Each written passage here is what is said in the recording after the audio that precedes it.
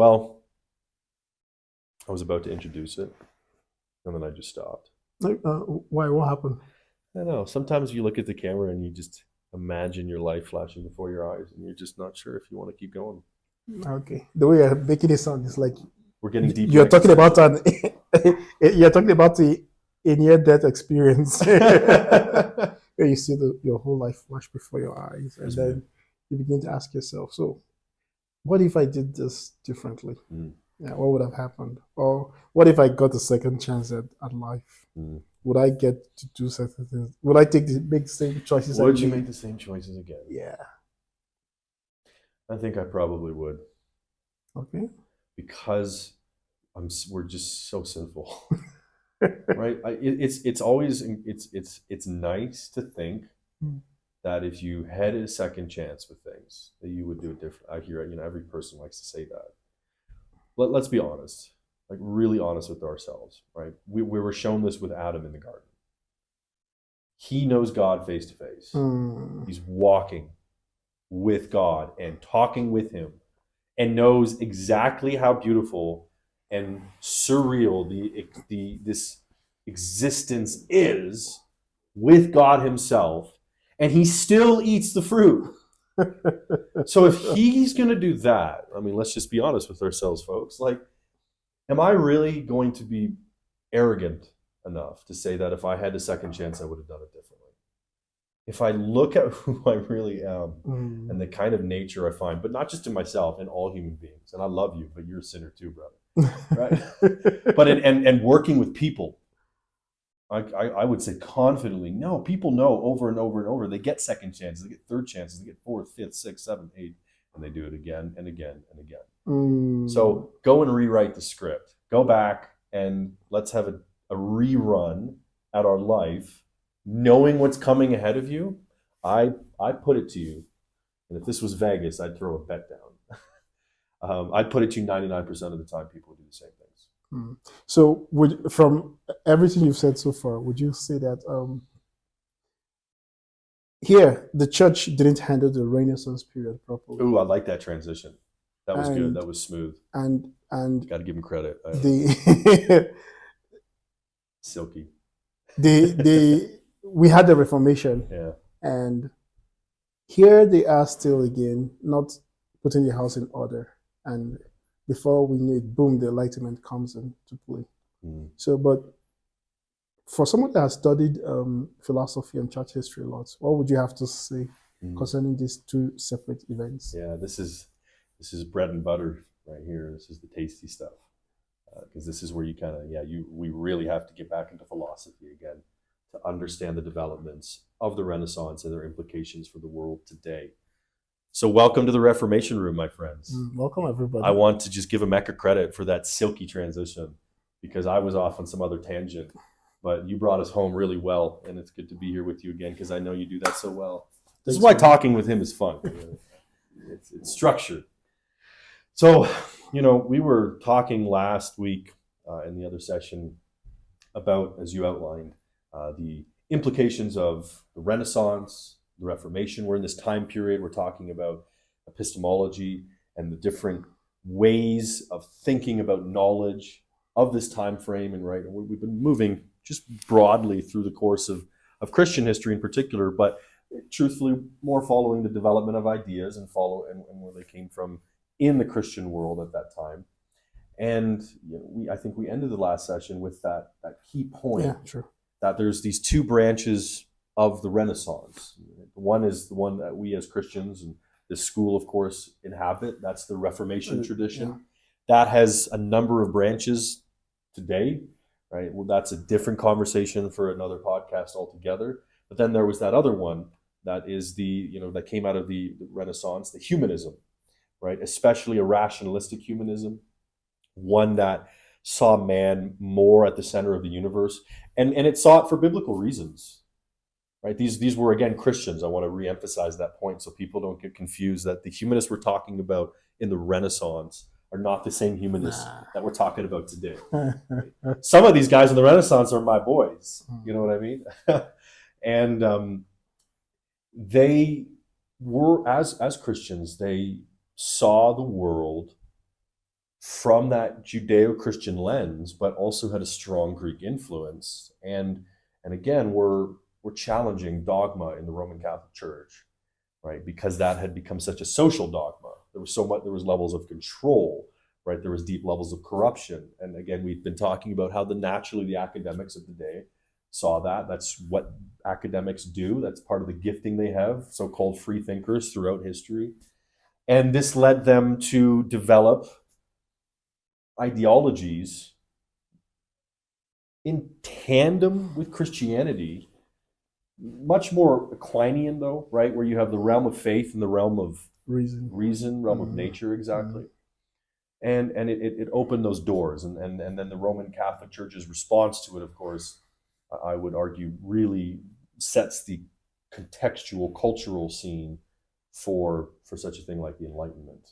So to that question you're asking, right, because this is now where we get into, these are philosophers, right? One thing about this period and one thing about this time generally in human history is they loved philosophy because they did it all the time, right? And because this is lessons in, in a podcast in philosophy, we're going to come back to this now in some technical philosophical talk, because the first thing I really want us to understand and appreciate is just what philosophy is.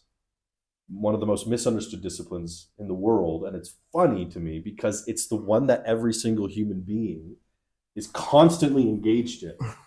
It's impossible to ignore, because fundamentally philosophy is not a discipline or a field of study. It's a way of being. It's something you're doing. Right? Philosophy is action. The disciplines that it studies are really the things that are metaphysical, right? So philosophy is the process of thinking deeply about things, the process of analyzing existence, the world we live in. I like to look at it as it's fundamentally observing, and then if you do it properly, you do it well, you systematize your understanding of God, man, and the world. And so we do this all the time in every conversation because everything we say has meaning. I hope. Of course, the postmoderns challenge that, but who knows what they're saying then, because it has no meaning, right? But everything I'm speaking to you right now, you're hopefully understanding, and if you're understanding it, it's because it carries meaning, right? And we presuppose that, right? No one can prove it, really. We presuppose that there's meaning and that you understand and I understand. And there's all these things going on when we communicate, when we talk, when we do things, right? When we speak things that are presupposed, the unseen, as it were. But we need them to do anything, to communicate, to live, to think, to talk, right? And when you engage in that realm, the metaphysical realm, and now prime one's attention to that realm, which is the realm that supports reality, and in very many senses is the one that has created reality, because God is the metaphysical being, right? That's doing philosophy, right? And that's something that we then do all the time, every day. Unconsciously most of the time, right? Plato brings out very well that most people are terrible philosophers, and it's simply because no one wants to consciously attend to what they're doing. Right, I love it. One of my favorite things to do with students, in a philosophy 101 class, is ask them simple questions like, "What color is the wall?" Right, and most people, oh, here goes the philosophers. Here's their experiments, right? But no, what color is the wall? And just to listen to the different answers, and then to ask, "How do you know and why?" Right, and to try to watch people explain it, and they can't. Right, the simplest things that we do every day, like breathing air, or listening to one another speak, or telling me that the wall is white or the food is sweet. If I ask you, how do you know, Emeka? Most of us are, what? I don't, what? We never think about it, right?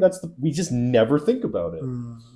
And philosophy is thinking about that intentionally and actively, right? Because you're doing it all the time anyways. So what does God call us to do? He calls us to, right, be equipped. He calls us to take every thought, word, and deed captive.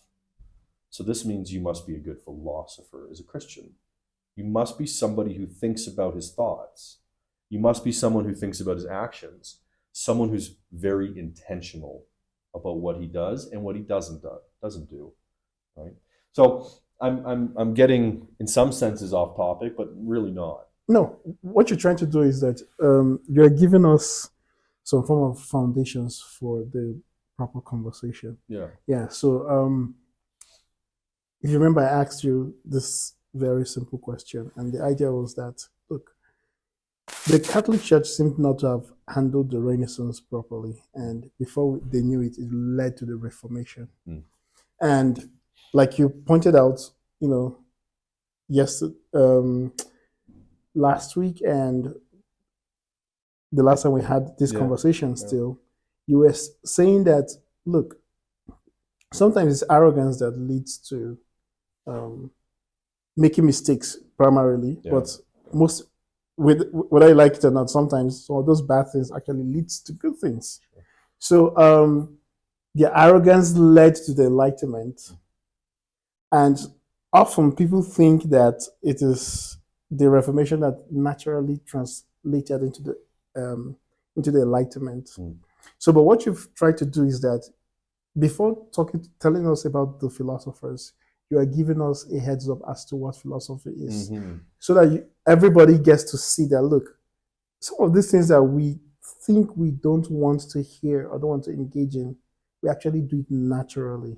So, for instance, like you were asking about the wall and, you know, what is the...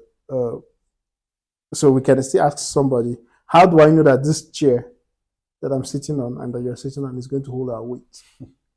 Yes. I've been wondering that my whole life. None of us really thinks about it. Yeah. But when you see it's a chair, somehow deep down within us, we all believe that this chair is going to, since it's somewhere it has this understanding we have about chairs, we begin to tell ourselves, okay, well, this thing is going to hold my weight. Yeah, there's nobody that will put your hand and start, you know, checking the chair and seeing how strong it is. We just sit first. It's when it doesn't meet our expectations, then we begin to check and say, then we question. Yeah. Okay. The leg was bad. Oh, but primarily the first time you see a chair, the first thing that comes to your mind is to just sit on it. So that same kind of signaling, if you allow me to use the word, is what we do when we try to think about things. And if I got you correctly, you are trying to help us see that, look, over the time, the church was thinking about things in a particular direction, and there were other directions they could have thought about these things and properly reacted to them. But because they didn't, a lot of the rational humanists of that period kept going back and forth asking these questions. And because nobody from the church wanted to answer the questions biblically like the reformers did, it led into the Enlightenment. Yeah, I think you summarized that really succinctly, and very clearly too. When the Roman Church, right, saw what was happening in the Reformation, and then on the other hand, you have these Renaissance humanists who are not joining the reformers per se, but they're within the Catholic Church or within the Roman Church. They're actively being skeptical, asking questions, tough questions, challenging dogma and things like this, but doing it, with pseudonyms and things like this, and also being very cautious in who they tell, what they actually think. Right? When you read a lot of these early modern thinkers, they're very gifted in writing in code. Right? And putting out ideas there without actually subscribing to the ideas. Right? and this is a good point because one of the biggest children and most well-known of the Renaissance, right? And certainly the most systematic, because the Renaissance thinkers, the early ones, weren't so systematic yet. They're exploring new territory, right? New territory in medicine, new territory in history, new territory in philosophy, new territory in math, new territory in astronomy and physics and sciences especially, right? But even art as well. So they're branching into new territory. One thing they didn't do so much was systematize, right? Bring it all together. And so the Roman Church, there's some of these people that are challenging ideas, challenging the status quo, right? If they're being found, they're being brought to the Inquisition, at least a lot of them, right? And so they find ways to hide themselves, to be careful about what they're actually saying, but still saying it, and saying it with reason, saying it with argumentation, and not basing it now so much on Scripture. And that was really the Reformers moving in that direction, where everything, their ideas in government, philosophy, history, politics, art, right? These ideas, they're rooting it in Scripture. Okay. They're that tradition. Okay. But these Renaissance humanists who are not following within the footsteps of the Reformers, but are still actively in the Catholic Church, they are rooting it in natural law, reason, right? So you see the development of natural law much more within Christendom at this time. Of course, it has a history in Rome and such, but right, it's developed more actively in the Renaissance. You see that they're rooting it, of course, in even history, right? Looking to the past, looking to great thinkers like Plato, like Aristotle, right? They're being actively referred to as authorities, and other, like, Neoplatonists and such. And then they also will root things in the divine nature. What you really see here, and this is a development from scholasticism, is the divine being now is again presupposed. This is still Christian Europe, right? So everyone's still Christian, or everyone at the very, very least believes in the Christian God. And they love to debate, and there's great treaties and diatribes and dialogues throughout in Western history, especially in scholasticism and the Renaissance, where they're discussing the nature of the divine being. Now, they're not referring to Scripture for their authority.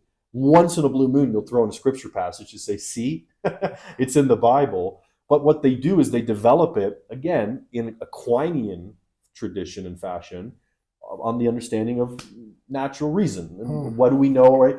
Again, they're rationalists. So what are basic principles of thought, categories of existence that we cannot do without? That's a good rationalist, right? There's presupposed basic innate ideas. You presuppose a priori categories, right? So they're arguing on the basis of these innate ideas and these a priori categories, these concepts that are necessary in order to think, necessary to communicate, and anything like that. And then they're using those to analyze and think about the nature of God, what kind of being he is. And a lot of them reason very beautifully to the fact that God, the divine being, must be omnipotent, must be all good, must be all knowing, must be infinite, and things like this, timeless, right? Again, it's very profitable for Christians to read this, to see how logically rigorous these men and these thinkers were, and how they argue for the existence or the being and the nature of God. But fundamentally, the important point is they're arguing now, and they're developing ideas on the basis of human reason in tandem and alongside of the Christian faith. It's not heretical, but it's going to challenge some dogma. It's going to, right? So there you start to see, again, challenges even within the Roman Church from Renaissance thinkers on the full supreme authority of the Pope, right? You see challenges against the fact that the Earth is the center of the universe, right? You see challenges to the fact that what was that one really famous one? There's one I always have in my mind, but I'm not remembering it at the moment. But you just see challenges to church tradition broadly, and looking to that as ultimate authority. Sorry, that's what I was trying to remember. Right, human reason. Let's look at human reason. Right, not the Reformed tradition. We're not going to follow the evangelical Protestants and whatever. Right, who are basing everything on the full authority of Scripture. Right, no, that's that other branch of the Renaissance humanists. We're going to base and build things on human reason. But at the same time, we're going to have God be at the center sometimes, or just mished and mashed throughout the system. Okay, so how does all of this lead to the Council of Trent? Okay, so the Council of Trent, right, is the Reformation takes off. It flourishes through violence, through war, but it flourishes, and it essentially remakes Europe. The Roman Church, who have had predominant power, right, going all the way back, really since the coronation by the Pope of which king is this? Charlemagne, Charles the Great. Yeah, Charles. Right? Essentially asserting his authority over Charles and saying, you're the Holy Roman Emperor, but I'm the Pope, so I crown you. since this point, the Roman Catholic Church has had, ultimate power, as it were, in Europe or that continent until this moment. Everything's reshaped. At first, it's again let's excommunicate Luther, let's excommunicate his followers, on and on. That doesn't work. It continues to spread and reshape the nations.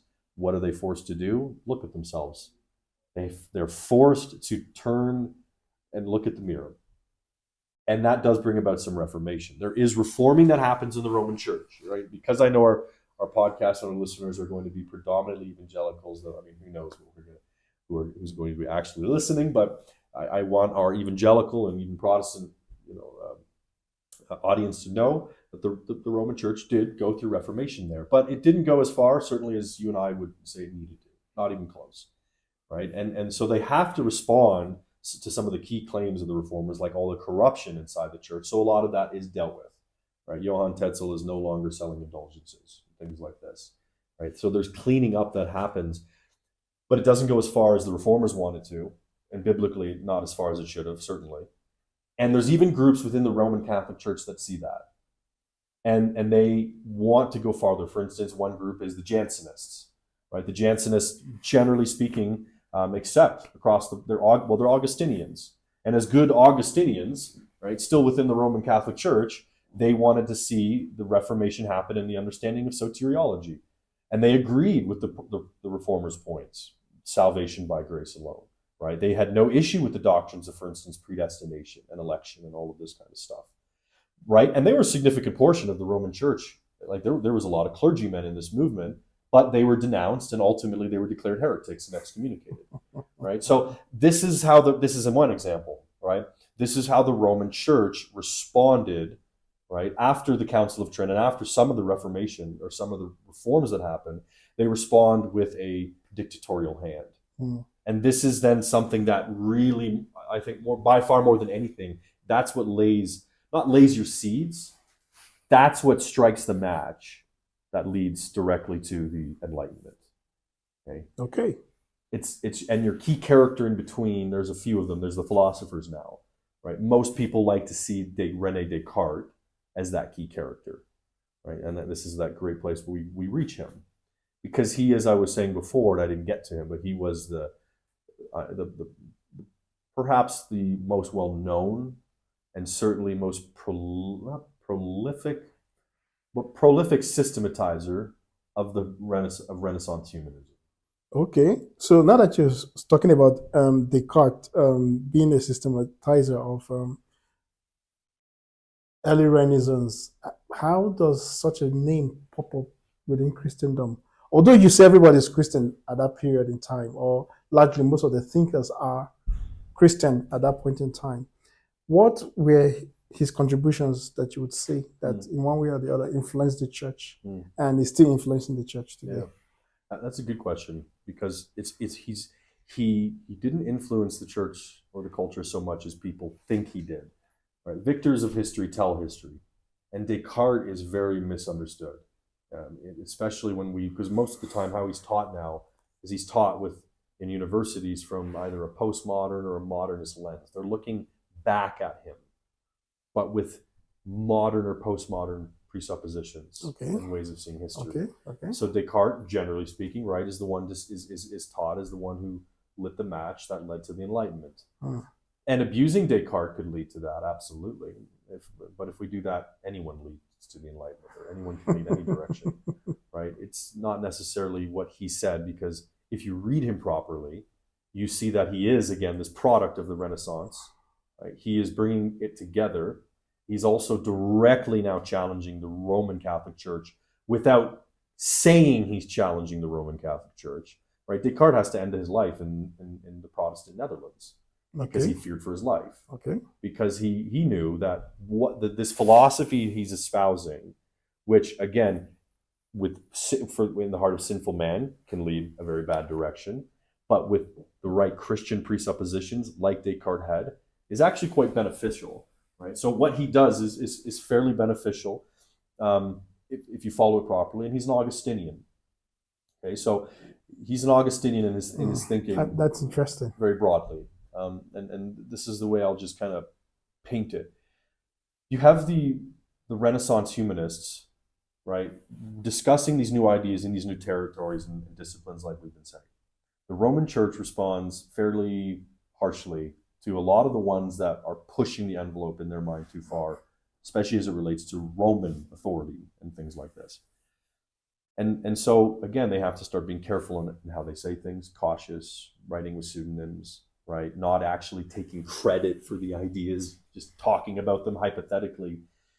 Descartes brings it kind of all together, and he's seeing how the Roman Church is responding to a lot of the other humanists that he's working with, that he knows, that he's in correspondence with, right? They write letters to each other all over the continent, right? He conducts an experiment, as it were, right? His experiment is fairly famous, right? You can go and shut yourself off in a room, right, and doubt everything you know. Right? This is the philosophy 101. But was it not the same thing that led to that his famous statement? Yeah, I cogito think, ergo sum. yeah, therefore I It was. exist. That's where he gets, right? And so this is where most, again, philosophy classes begin. The philosophy 101 begins. A lot of our culture they know the name Descartes. What do they know? Cogito ergo sum. I think, therefore I am. And most people, if they know anything or a little bit, they know something. Isn't that the beginning of Descartes' philosophy, right? Isn't that? And that's a humanistic principle, right? Mm-hmm. I begin with the only thing I cannot doubt. And what's the only thing I cannot doubt? That I exist. Because if I doubt that I exist, right, well then if I'm doubting, then I must exist. If I cannot doubt that I exist, then I don't exist. Mm-hmm. So that's the only thing I cannot doubt, that I exist, because I'm thinking, therefore I am, right? So they think, okay, this is his starting point. This is where he begins in his philosophy. Well, yeah, in a sense, psychologically speaking, he begins there, but that's the key. He starts there psychologically. He doesn't begin there epistemologically. Right? In his system, God is his starting point, and his definition of God is one that's developed more on the basis of natural reason, right? Just like a good humanist, and before that, a good scholastic. His understanding, of course, is very influenced by the Christian culture around him. He can't escape that. But his definition of God that you find in the Meditations, that is actually his true starting point for his system, okay? This is what I was getting at earlier when I was saying these humanists, okay? They're starting more with themselves now, or they're acknowledging that, life kind of begins and ends right with man. But at the same time, they're making God God's still a part of their thinking, and they're not operating outside of Christendom. Okay. And not operating outside of God does exist. That's given to them, and Christianity is the truth, and Christianity is superior to all the other religions. You hear this regularly in all these humanists.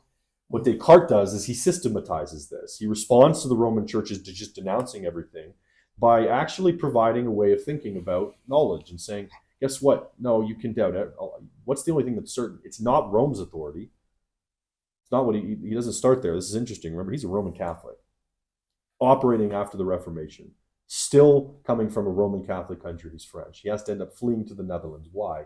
Because Descartes' system allows to doubt Romanist hierarchy, right? What he does is he says, no, psychologically speaking, your starting point is not what the Roman papacy says. It's that I can't doubt myself. So, like a good humanist, actually thinking begins more with man, not just with the authority of the Pope. Okay? But how do I know anything? Because me as a being, or as a self, where's the content? Right? Self is just self. I think, therefore I am, great. But where's the content in that statement that I can build a system of knowledge on? I'm just a being that exists in a located small spatial place and time.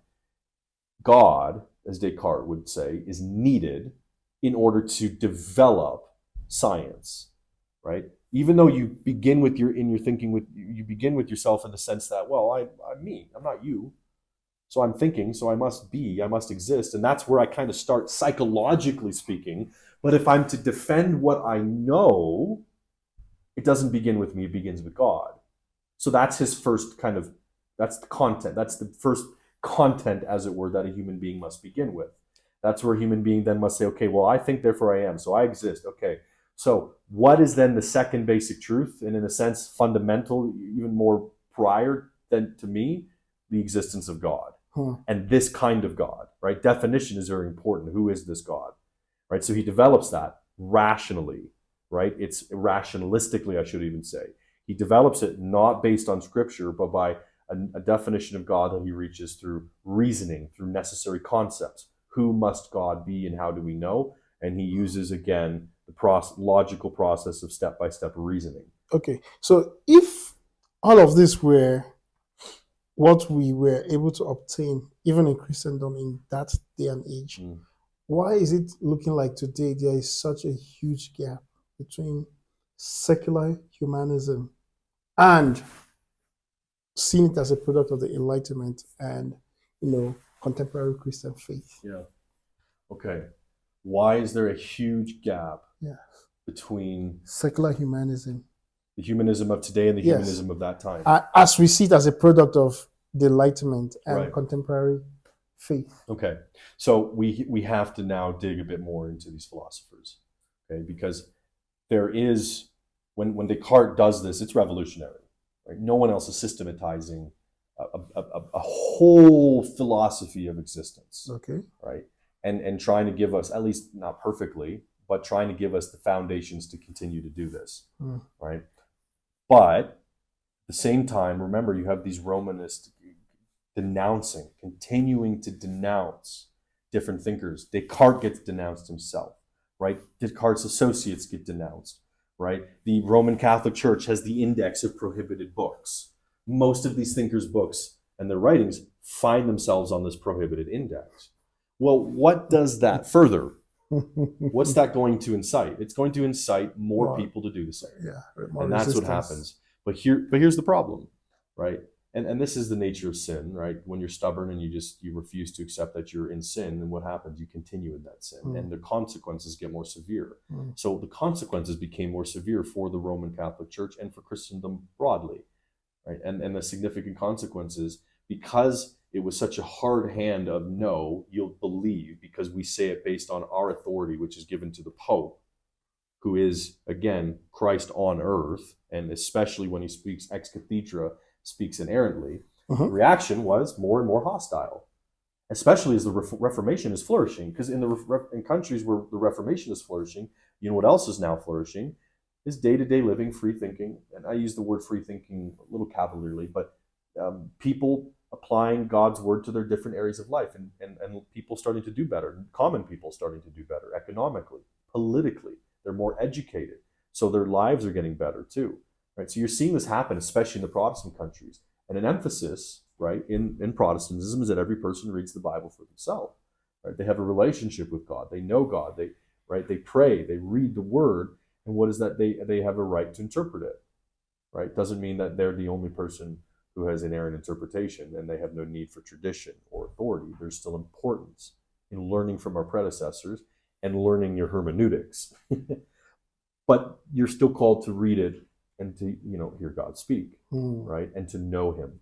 What does that lead to? It leads to a lot of people having ideas and different ideas about how to do this kind of art and what kind of art to make, and different ideas about even how to raise families and what kind of farms, and even in medicine, right? In the sciences, this really is taking off too, okay? Especially in England. So in the Roman Church, you see a lot more of a reaction from some people who, again, some of these thinkers now, who are being just denounced. So those who are learning these thinkers who are being denounced are like, so they just get shut up, just put into the prohibited books, but there's real truth here. There's honest reasoning, right? And again, you're looking at the Protestant nations and they're allowing people to think freely.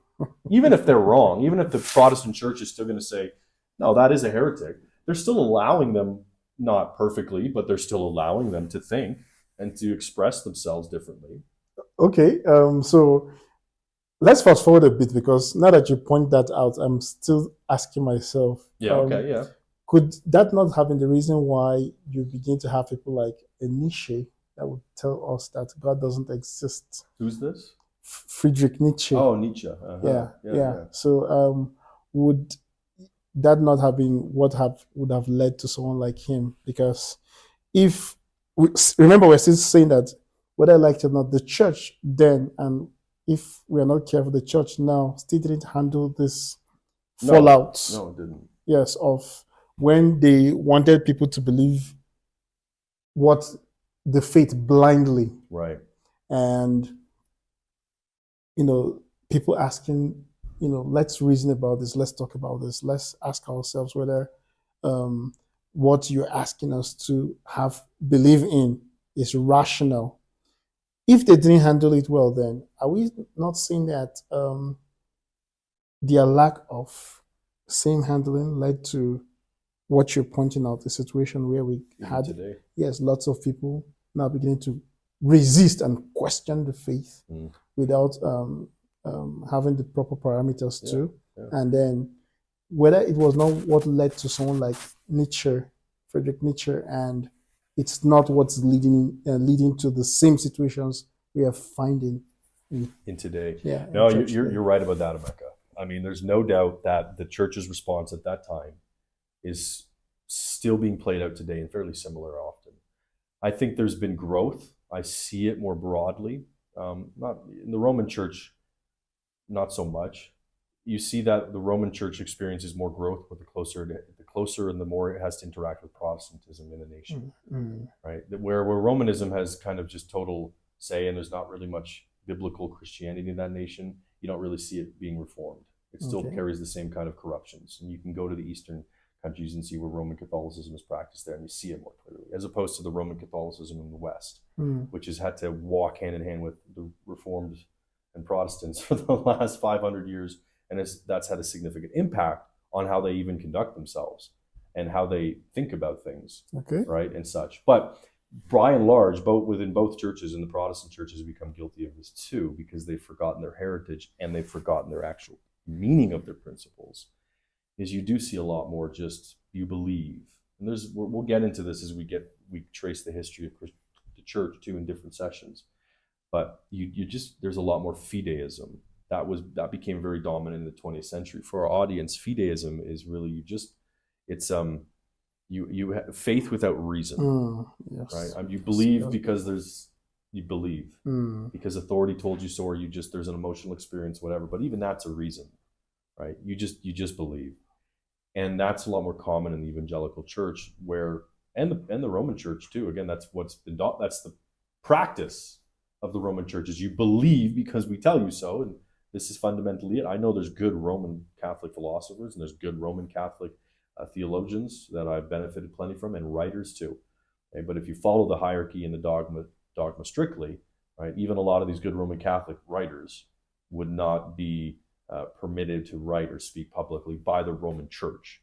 Okay, so generally that is the response. And atheism and non-belief thrives when human beings who are made in God's image are told, no, you just accept it. You just believe. You just take our word for it, whatever.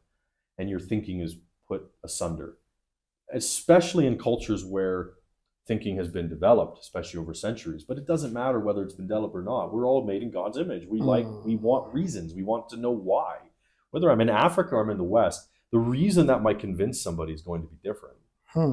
But the African man and the Western European, North American man wants a reason nonetheless. They want to know why. They want to know what makes it so.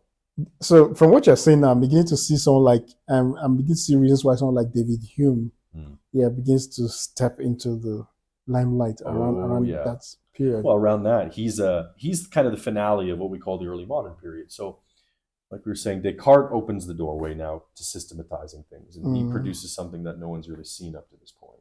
Takes all the Renaissance humanist ideas, gives them a grounding. The self is really important, but God's still just as important. Well, as the Roman Church is denouncing him and others, right, other brilliant men follow suit, and they develop other systems, right, that are also rationalistic. There's your Spinozas and there's Leibniz, but neither of them are Roman Catholic anymore. Well, true. Right? They're coming out of Lutheran traditions, but regardless, you're seeing more and more of these Renaissance-rooted thinkers who have scholastic tendencies too, which means that this, for our meaning here, is just really, really logically rigorous. They want to develop systems that explain everything, right? They're comprehensive, starting points that are logically secure, that step by step can explain everything in the world that we find around us. And so these systems of thought and these philosophers then often become a lot of the a lot of the good scientists, or their teachings gives rise to a lot of the scientists who are trying to develop systems that explain everything. This is this famous statement from Stephen Hawking or several of the physicists of the 20th century, right? We're going to get there. The theory that explains everything. We're going to come soon enough. It starts with the philosophers, and they're scientists at the same time. But as they kind of move on from Descartes, you see that they separate themselves more and more from the understanding of the Christian God, right? It's not the time to go into the Descartes system in depth. But as I was saying, right, I thoroughly believe, and this is where I've done a lot of my research and my writing too, is that no, Descartes was an Augustinian, right? He has his system of knowledge is founded actually on God, not necessarily the scriptures, but the definition of the biblical God. But at the same time, the self is very important. So then you have others follow suit, but go different directions. Spinoza roots everything in the definition of God. The world is totally determined. Everything is grounded in a definition of God, and there's nothing like freedom or free will at all based on God's definition, and he extrapolates his total system around that. Okay, and you got Leibniz, and Leibniz is different. He's also rationalistic, and he's a Lutheran, and he's developing a system too. Okay, but his system is still, well, he was a Lutheran. He still has stronger roots in Christianity, and he's actually more interested in defending God's existence and things like this, as opposed to the growing thinkers who are now just starting to deny God or deny the biblical God. Right, your Voltaires kind of come onto the scene and such. Okay, but let's fast forward, because I know this is not a philosophy of history or history of philosophy podcast, and we'll come into these other thinkers later and talk about some of these ideas. But for our purposes, because you mentioned Hume, and we're trying to understand, okay, so how did the modern world and where men believe knowledge begins and how they know who they are, and where did that come from? We're trying to understand that. We're trying to understand the epistemology that led to that, and the epistemology that's dominant today, which is that radical humanism, again, that secular humanism, that I am my own God, right? That's sin. That's the original sin in the garden. Well, as there's denouncing going on and more free thinking going on and systems being developed, you have the rationalists in Europe. You also, and then in England, the UK, you have what are known as the tradition of the British empiricists. Right? They're following more an Aristotelian background, where humans come into the world as blank slates, no knowledge at all, and then they build systems around. Okay, knowledge comes to us through our senses. So there are systems, right? The systems of, in particular, Thomas Hobbes, though he focuses a bit more on politics, but he has a system, right? He's an empiricist. You've got John Locke in that as well, right? He comes a bit afterwards, but regardless, they're developing it on, no, we come into the world as blank slates. There's no innate ideas. We're not reasoning deductively. We're reasoning inductively. We're drawing from experiences, and then in our minds, abstracting general truths and things like that. It's how many times we've experienced a chair that we now understand the general idea of chair. Because we've had all these particular experiences, and the mind abstracts, forms generalizations. The rationalists, of course, are doing it differently, right? They're starting with innate ideas, presuppositions, axioms, transcendental truths, whatever term you want to give it here. They're starting with ideas that you cannot do without, and they're reasoning deductively, right? They're working from the general truths to specifics. Okay, so I know the chair, not because I've had a million or 10 or 100 particular experiences of a chair, but I know a chair. The first time I saw it and I was told this is a chair, I knew that because I understood. Because the idea of chair or chairness is in my being, is in my soul, as it were. I came into the world with this. That's the rationalists. And then I said we had the empiricists. Yeah, true. Two dominant traditions developing here, okay? Something happens. And it's not like it's a big moment per se. It's just something that comes out of this. As they're developing these sciences and these systems, and showing the productivity of reasoning, right? And what can come of all this thinking, right? There's developments in sciences, which leads to developments in the standard of living, right? Which leads to developments in just people's general well-being and health and enjoyment and comfort and all these kinds of things. But it started with philosophy, people doing it intentionally. Again, you don't have as much need for church or God, or at least so you think. It's a tendency of man, right? I don't need God so much. And at the same time, if the Roman Church is also denouncing all of this stuff, this thinking that's being productive, right? These guys are developing minds, and these guys are developing calculus and all these kinds of things. And I say minds like mining systems in the mountains, right? They're developing all kinds of stuff.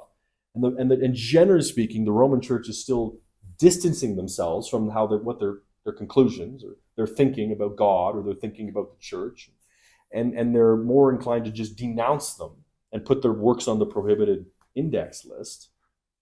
It's a natural. You bring all these things together. It's a very natural product, right? Human beings are not stupid. Human beings are not foolish through and through. No, we're made in God's image. Doesn't matter if you know God or not. You're still made in His image, and no one likes to be treated like a fool.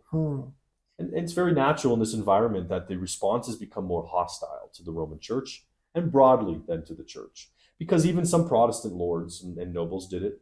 Right, even some Protestant churches at points, like the Anglican Church, right? I'm a good Puritan, but the Puritans weren't perfect, right? There's errors there where that came along where they went too far, right? It's common in all different religious denominations and in all religions, right? Whether it's self-righteousness, pharisaicalness, whatever you want to call it, and there's many different names and there's many different sins that we all have as individuals and as a body, but things happen, okay? And so generally, things happen is a broad way of saying it, but generally speaking, right, it led some people to start saying more directly, well, it seems like our developments in living are coming from our reasoning, our thinking. Because when we were all under the Roman Church, we were pretty poor, we were serfs, and we were just being told that believe, or you could be taken off to the galleys or the or what was the rack, where you stretch the person out, the Inquisition's famous tool.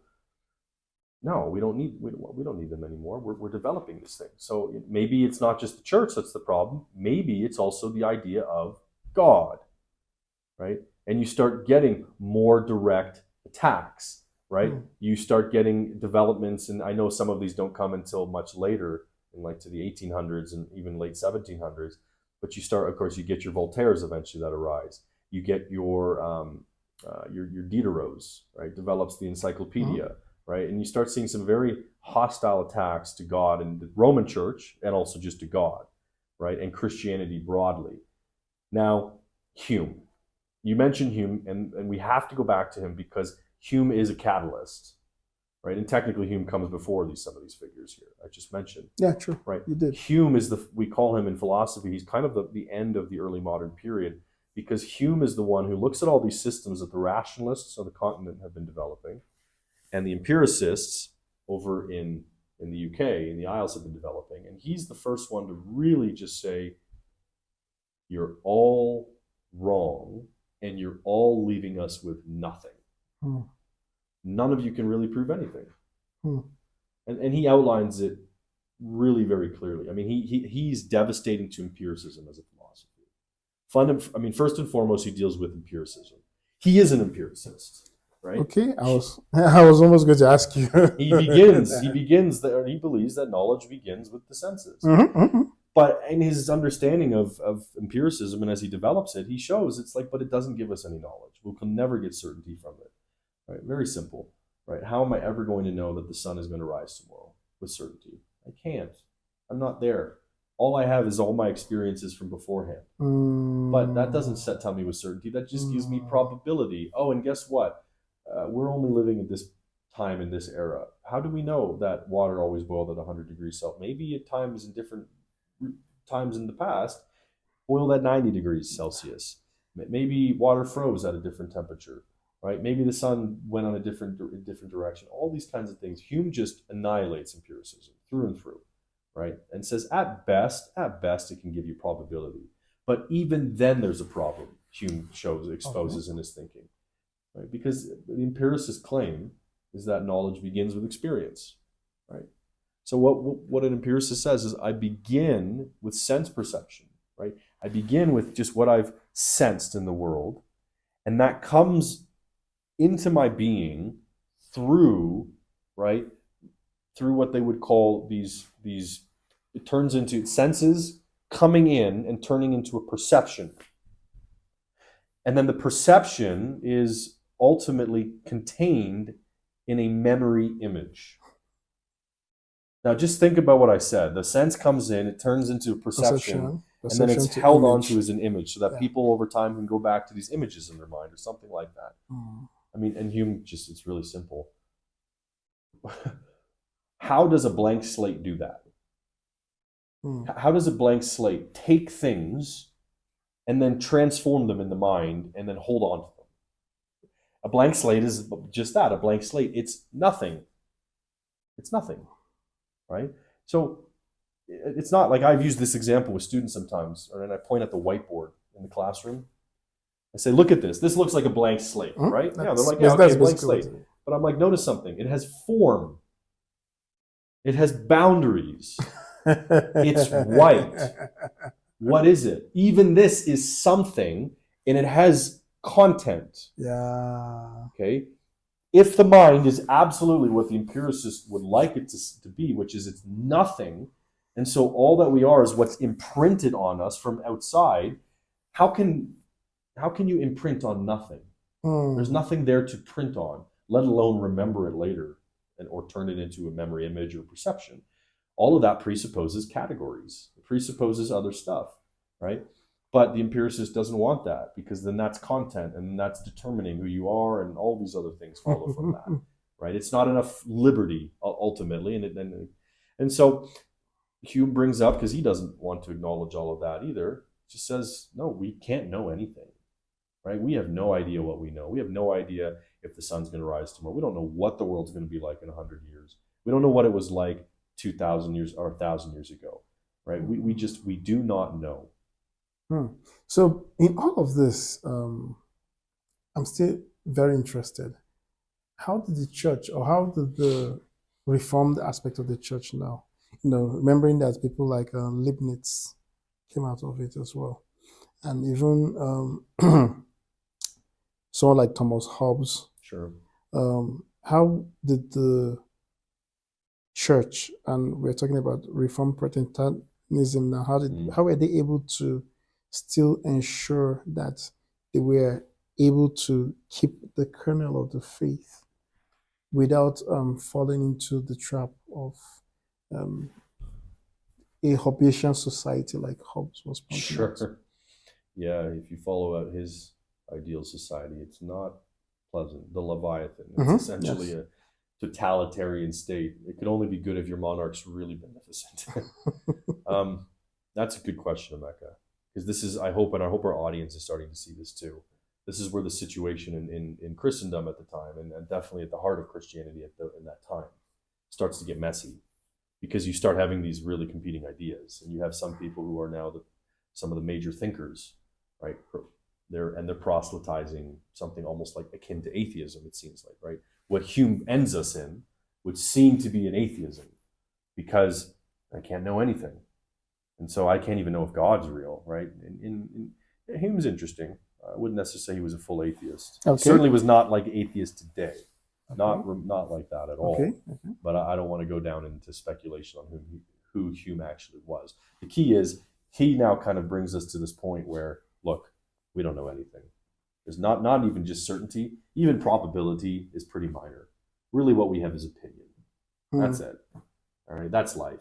So, and that's really hard to debunk, because if you want to debunk it using reason or anything, well, you have to assume the same assumptions Hume has, and he's going to be like, see, you're still stuck with no knowledge, because you have to assume that you exist. You have to assume that these principles hold true for time and place, universally. Okay. Right? Even the rationalist principles, you have to assume they hold true at all times and places.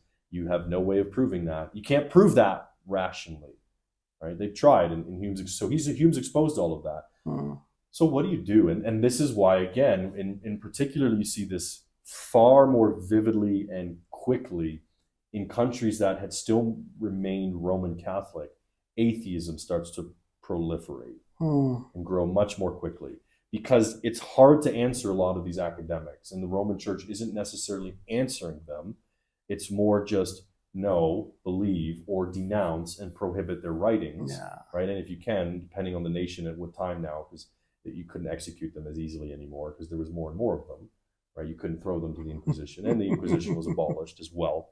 So the best you can do is you can prohibit their works and maybe deal with them quietly off the record if you're lucky. So more and more people are like considering it now and having less to do with, for instance, the Roman Church. France has its revolution in 1789. Okay? The only reason that revolution could ever have happened and be an anti-conservative, an anti-tradition revolution, right? The French Revolution is the humanistic, we are God, and we're going to make a new world and a new order in man's image. The only way that could even get as far as it did at that point was because, well, the nation of France was fairly godless.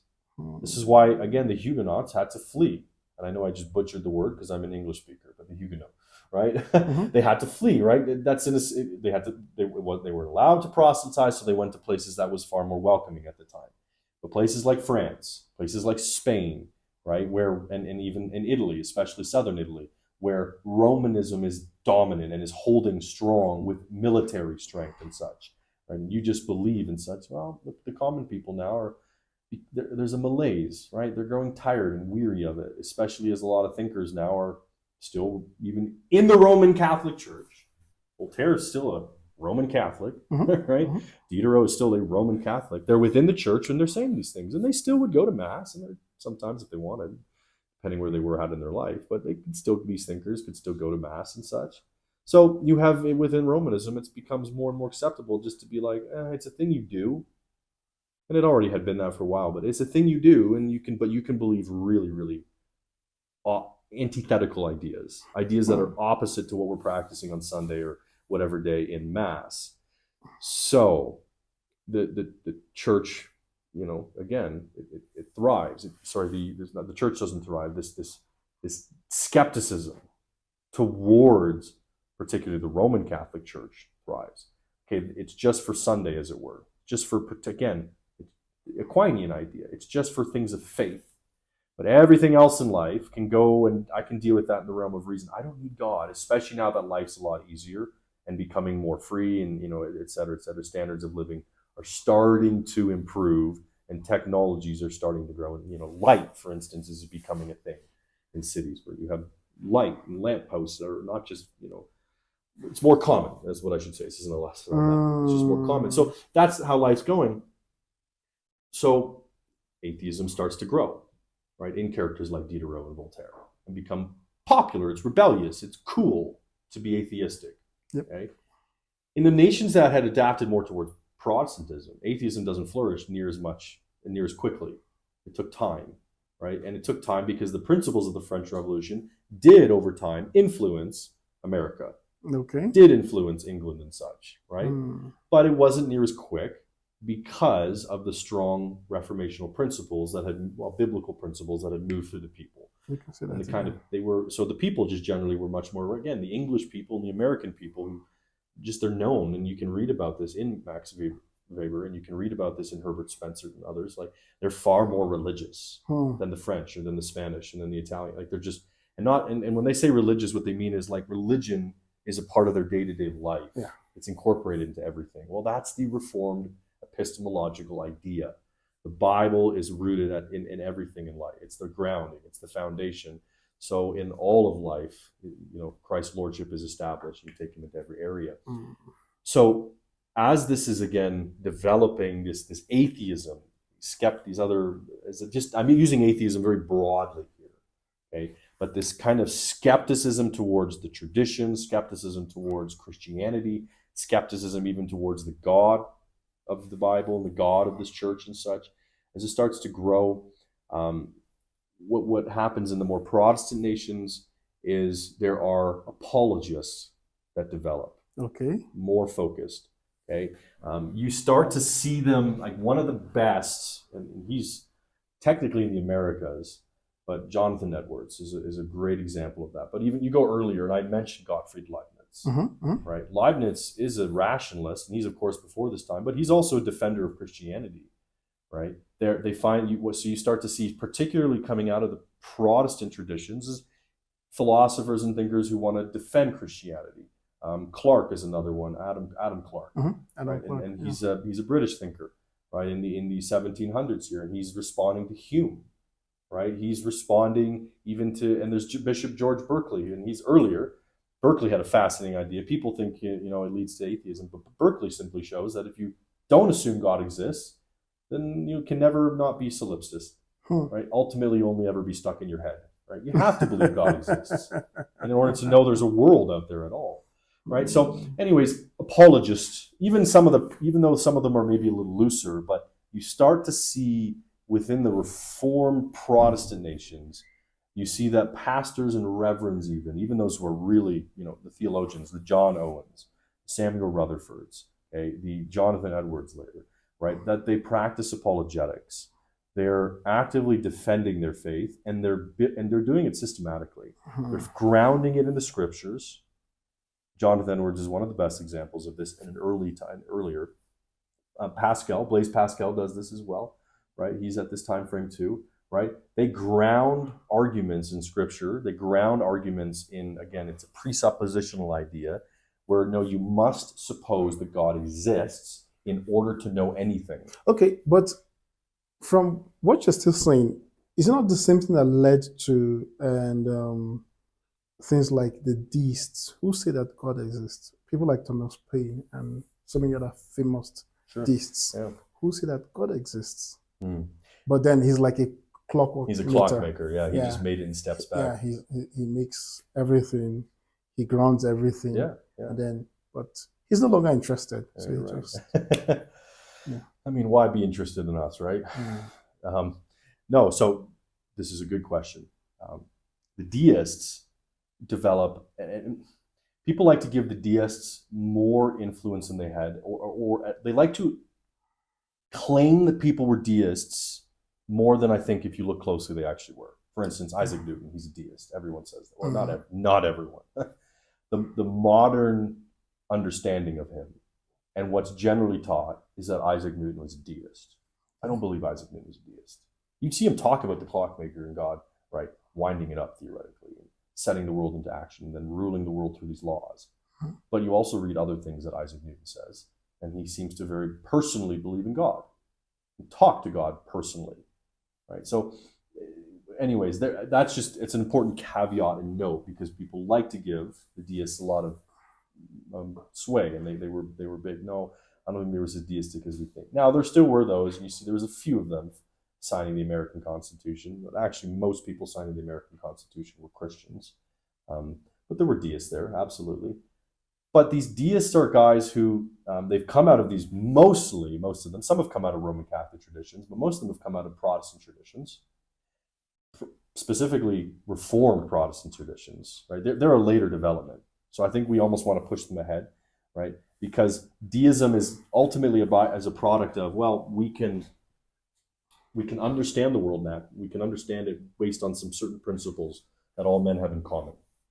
And we can reason towards our understanding of the world, and it can be a perfect system. You still need God in the system, but you don't necessarily need to start with God. But generally speaking, within Reformed Protestantism, where apologetics came in, is no, you actually have to start with God. Now, there's some nuances there, but we're going to come back to that. We'll come back to that next week in our next session, because we need to kind of wrap up Hume so people get an understanding of, okay, Hume's or at least Hume gives credence to atheism now. You can't know anything. He gives it validity. He gives it academic, intellectual validity. So we need to say, okay, where does that go, right? Who takes the mantle and builds on that? That really leads us into the postmodern milieu that we find ourselves in today. And really, we're going to step into Immanuel Kant, and then we're going to step into Nietzsche. You mentioned him, right? I don't want to get too far ahead of ourselves. We got to do these thinkers a little chronologically. We have to follow that a bit. And then at the same time, we have to still kind of continue to follow the Reformed tradition. Because I hope the viewers, your understanding, and whoever's our listeners too, at this point, as we're tracing again where we've reached today and where people generally begin in their thinking, and then how to deal with that, hopefully at this point you've seen, especially in at least in Europe and in the North America and the West, there's two traditions really. There's others. Yeah, true. There's true, others, true. but there's two big ones developing, right? And well, maybe three, but really two big ones, because the Roman Catholic one no longer has as much strength. It's not. It's more impotent now. It doesn't have the influence it has anymore because it was that influence was authority based, right? With military power behind it, right, and political authority behind it. But it doesn't have that so much anymore as the new atheists and the new free thinkers and the Enlightenment thinkers, etc., right, as they're developing. So that's the one tradition. That's kind of coming out of Roman Catholicism much more actively. And then you have this other tradition, which is the Reformed Protestant tradition. But then out of it still does branch some thinkers, right? Hume comes out of a Scottish Presbyterian tradition. Now, it's not his Scottish Presbyterianism that leads him to atheism, right? It's that he had adopted some of the principles of I will call them the Renaissance humanists. But we're seeing now that this Renaissance humanism, which started with God is still very much alive, he's important, he's a part of the systems of our thought, he's a part of our knowledge, but he's not necessarily always the starting point, right? We're seeing now that that kind of humanism is changing. Yeah. And Hume gives that, the new humanism, it's intellectual, again, credence, because he gives atheism a leg to stand on. Yeah. And that then transforms humanism. You know, from everything that we've said so far today, one of the things for me that strikes out is what Solomon said. There's really nothing new under the sun.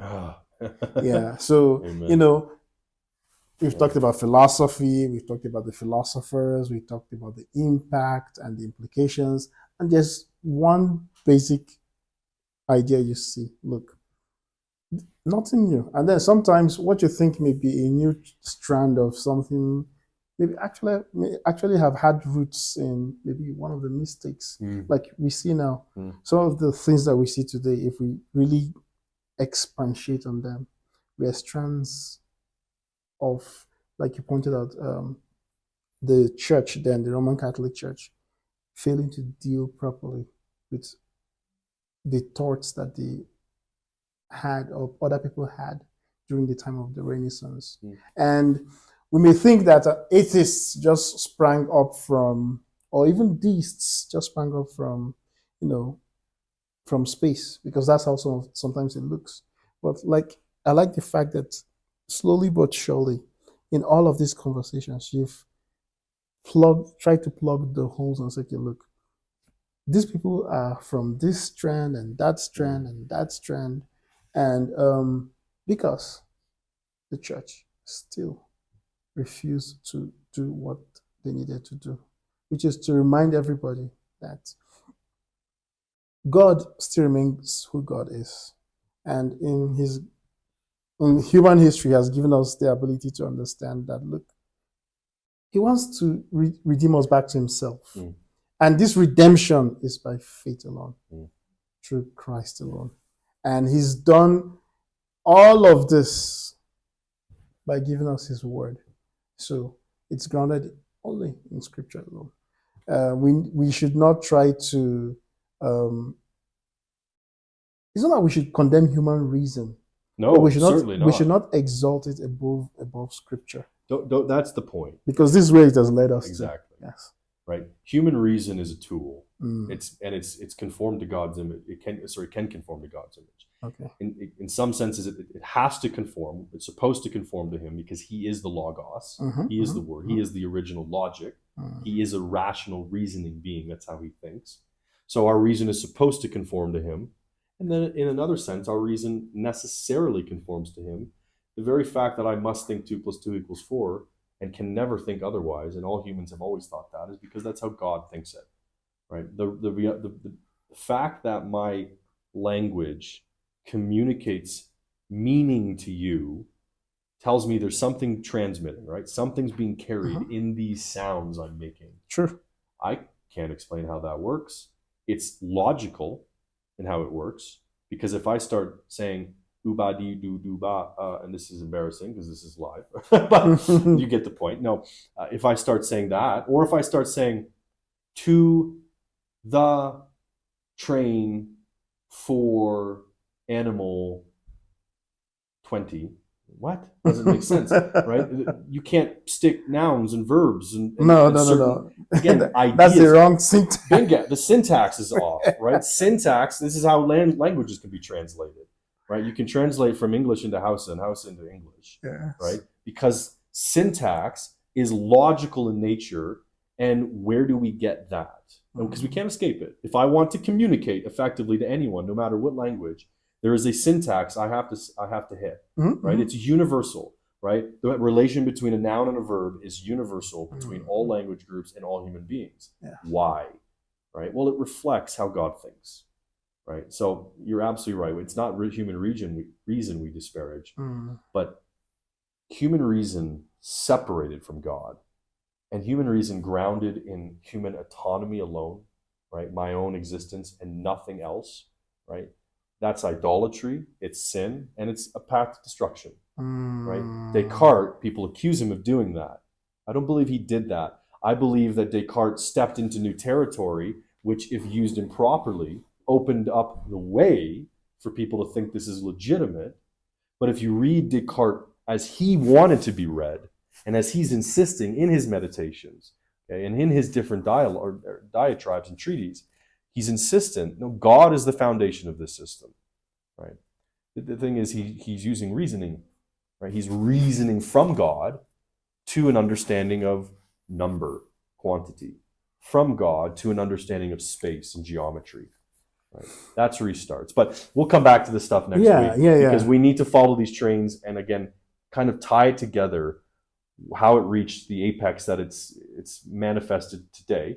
And again, the reason this is important even for us here in Africa is because the world is a globalist world, and the ideas that are developing here in Europe a few hundred years ago and such are now being transmitted all over the world. And I'm teaching here at a Nigerian university, and I'm hearing Hume, right? And I'm hearing Darwin, and I'm hearing Nietzschean idea and such like that, right? And by the way, Nietzsche never said God didn't exist. Okay. So just a little precursor to our audience. He just challenged Europe radically in who they thought God was. But we'll come back to that next week, tie it together, and then lead us into the giants of Reformed tradition in the 20th century, late 19th century, early 20th, mid 20th century, these Reformed apologists who were just tops. Some of my greatest teachers, certainly. So we'll get into them, because that's some of the best ammunition for Christians today, is if you can study the great Reformed apologists who were theologians and philosophers par anyone, right? They were tops, as good as it gets. Doesn't mean they're perfect, but they have a lot to teach us. We'll wrap it up with that, and we'll get to that soon enough. So it's good talking with you as always, my friend. Thanks, man. May the saints be equipped. May the saints be equipped.